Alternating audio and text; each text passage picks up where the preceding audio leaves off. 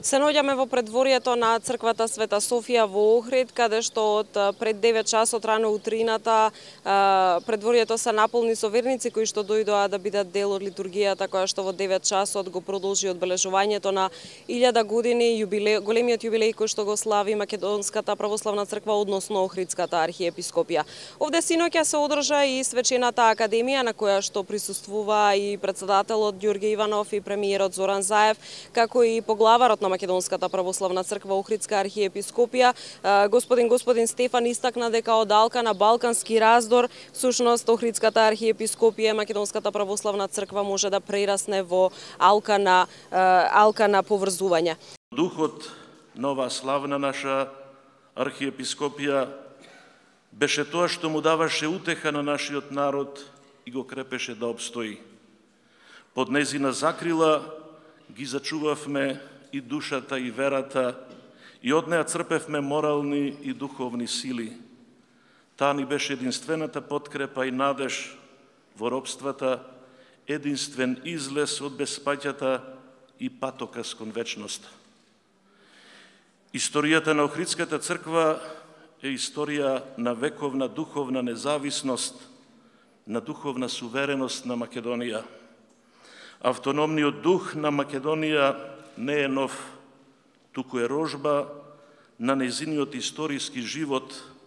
Интересен е моментот дека имавме прилика да разговараме и со верниците кои што интересно е тоа дека би го издвоиле во сите изминати 1000 години, но и во моментов фактот дека негирањето всушност ја прави и го прави и народот, и ја прави и црквата и вербата кај народот кон она во што се верува многу посилен и ги прави поистрајни. Еве што во продолжение ќе погледнете порачаа дел од луѓето кои што морам да забележам не се само од Охрид, туку се собрани од цела Македонија токму по повод денешниот јубилеј.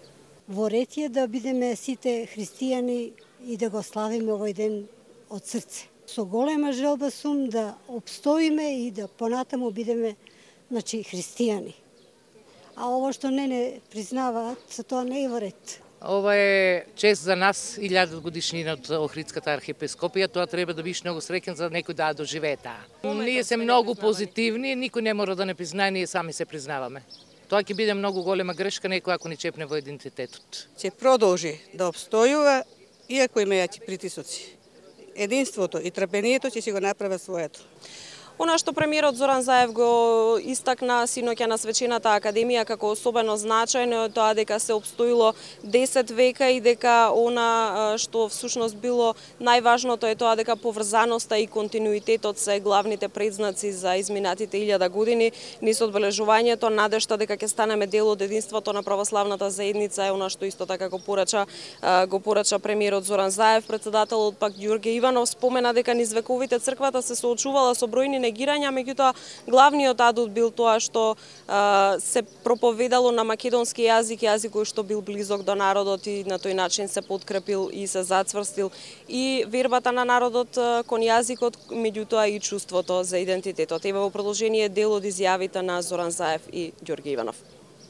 Тоа се 10 векови поврзаност и континуитет со колевката од која произлезе духовната сувереност на народот, кој се собра околу идејата за своја држава и се избори за неа.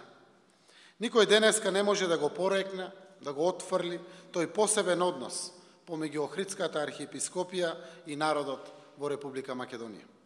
Однос изграден на длабоки врски и почит со наследството што православните христијански верници го негуваат со Охридската архиепископија. Охридската архиепископија го поврза своето постоење со Македонската православна црква, која, иако се соочува со бројни искушенија, никогаш не посегнала по ништо што е туѓо, а на својата автокефалност се повикува, како што на неа се повикуваат сите помесни православни цркви денеска. Епархиите биле придодавани и одземани. Нејзината дијацеза била проширувана и стеснувана. Разни владетели ја потврдувале и ја забранувале. Обстојувала и во време на императори пагани, цареви христијани и султани муслимани. Но без разлика на сето тоа, таа била и останала плодоносна гранка на вистинската лоза на Исус Христос. Гранка која низ вековите ја пренесувала надежта за вечност со Бог. И токму поради таа надеж, луѓето независно од нивната етничка, социјална, јазична припадност биле толку многу приврзани кон својата црква. Толку приврзани што ниту најмокниот човек на најмокната империја на 11-тиот век, византискиот император Василije II, не се осмелил да ја укине. Туку ја потврдил, ја проширил и ја заштитил. И тоа е чинот што ние денес го празнуваме. Јас ќе потсетам уште еднаш дека свечените денови, односно сите настани со кои што се одбележува овој 1000 годишен јубилеј, не завршуваат само со она што се случуваше вчера и денеска во Охрид, туку продолжуваат до крајот на календарската година со бројни културни и верски настани, од аспект на тоа дека ќе биде промовирана и монографија посветена на големиот јубилеј, ќе бидат промовирани и поштенски марки и нови монети, секако за да се заокружи сето ова чествување. Би го споменала и моментот дека во Охрид имавме прилика да разговараме и со охридскиот градоначалник, со кој што позборував за тоа колку како обврска го чувствува тој товар од 1000 години Охридска архиепископија и културното наследство низ годините што се создало, колку е негова обврска да од една страна задоволство, од друга страна и обврска нели да го продолжи континуитетот и секако да го зачува за идните генерации. Самиот епитет кој што го понесува нашиот град, како што реков, за нас е чест, но за нас е и голема обврска.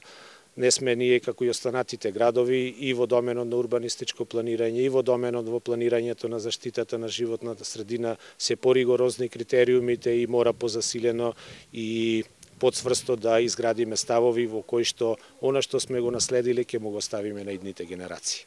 Со директорот на Комисијата за односи со верските заедници и религиозни групи во Македонија пак разговаравме за она интервју кој што тој го дал за колеги од бугарските медиуми, колеги новинари кои што секако акцентот го ставиле на тоа каква е релацијата меѓу Македонската православна црква и Бугарската православна црква во моментов. Ќе погледнете во продолжение тој што им порачал. Меѓутоа секако зборувавме и на неколку други теми, еве само мал дел од разговорот. Тоа што е прашање на црковна дипломатија, како Македонската православна црква смета дека може да се осигура подобар статус во православната екумена е нивно прашање. Како другите помесни православни цркви гледаат врз тоа какви одлуки ќе донесат, исто така нивно прашање и ние како народ не треба тоа да не возбудува, ниту загрижува. Вистината е таква, дека Македонската црква постои како автокефална црква, таа ги има сите аспекти, како што пред малку кажав, на таква црква и таа таква е, во суштина е таква. И така треба конечно дојде време на созревање кај другите цркви да го увидат тоа што им е пред очите.